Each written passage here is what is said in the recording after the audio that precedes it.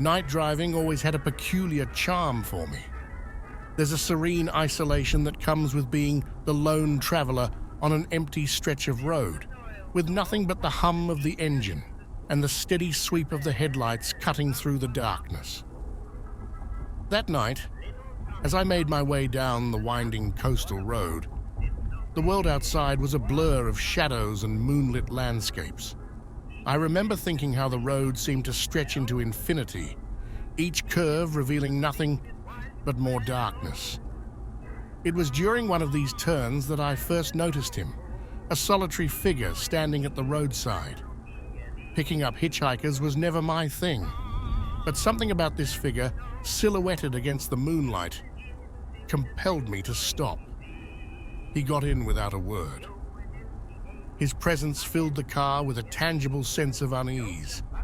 I tried to shake off the feeling, telling myself it was just the oddity of the situation.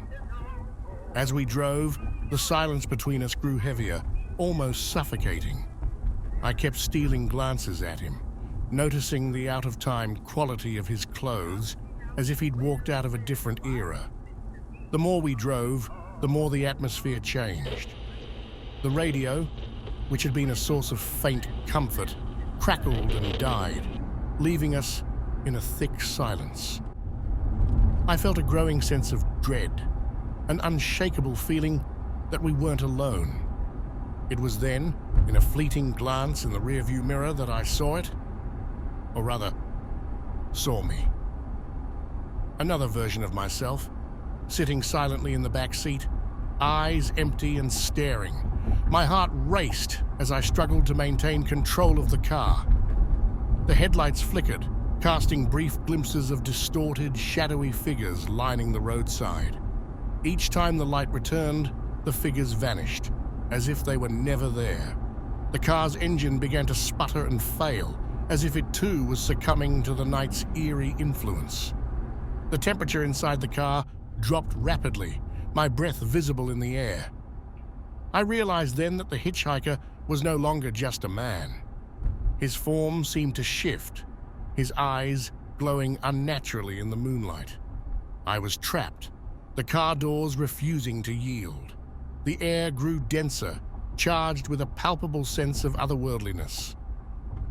He spoke then, a voice no longer human, revealing the truth of the road we traveled. It was a passage, a crossing for things lost and forgotten, and I had unwittingly become a part of its haunting procession. The car was filled with whispers, the shadows closing in. I closed my eyes, hoping to wake from what I prayed was a nightmare. When I opened them, the car was alive again, the road empty. The hitchhiker was gone. I drove until the first light of dawn, until I reached the safety of a crowded diner. They found me there, shaken and pale, speaking of hitchhikers and shadowy figures. They said it was exhaustion, a trick of the mind. But I know what I experienced, the lingering whispers, the chill that still follows me. The road had revealed its secret, a haunting truth that lingers in the dark corners of my mind, especially in the stillness of night.